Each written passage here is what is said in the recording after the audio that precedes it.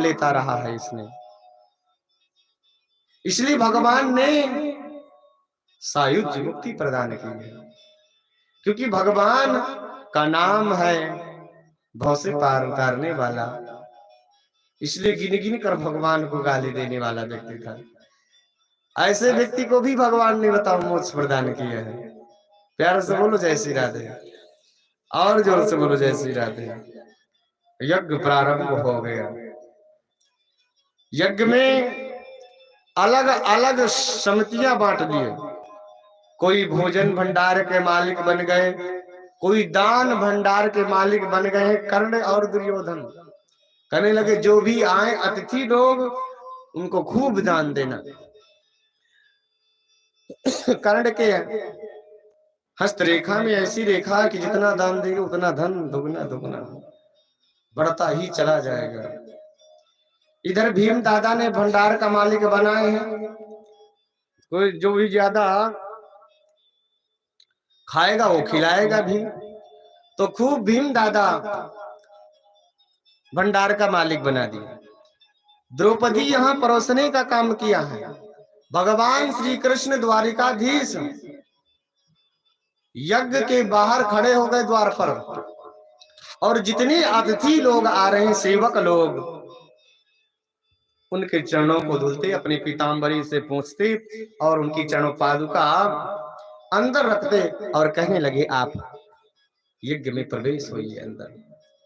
कृष्णा पादा वने जने, भगवान चरणों की सेवा ली। ये नहीं सोचे कि अरे हमारी बेइज्जती हो जाएगी। भगवान स्वयं द्वारिकाधीश बन करके और सबकी सेवा, चरणों की सेवा ली है, चरणों को धुले हैं और अंदर सबका आदर सत्कार हो रहा है। इधर दुर्योधन और कर्ण कहने लगे हम भी तो देखें सही कैसा इन्होंने राजधानी बनाई, हम भी तो देखें। कहने लगे कोई खास नहीं बनाई, ऐसे तो हम भी बना सकते हैं। दुर्योधन कहने लगा अब जब गया वहां पर दुर्योधन, उस घर में ऐसा प्रभाव था, उस चमत्कारी घर का प्रभाव का, जो सद्भाव से जाएगा उसे अच्छा दिखेगा, और जो अभिमान लेकर के जाएगा उसे सब उल्टा पुल्टा दिखेगा। क्योंकि दुर्योधन के बड़ा हृदय में बड़ा अभिमान रहा। तो जहां जल भरा है, मां दुर्योधन को आंगन प्रतीत होने लग गया, जाने लग गया, जल में धम से गिर पड़ा। और आगे गया, जहां दीवार है वहां दरवाजा दिखने लग गया, अंदर प्रवेश होने लगा।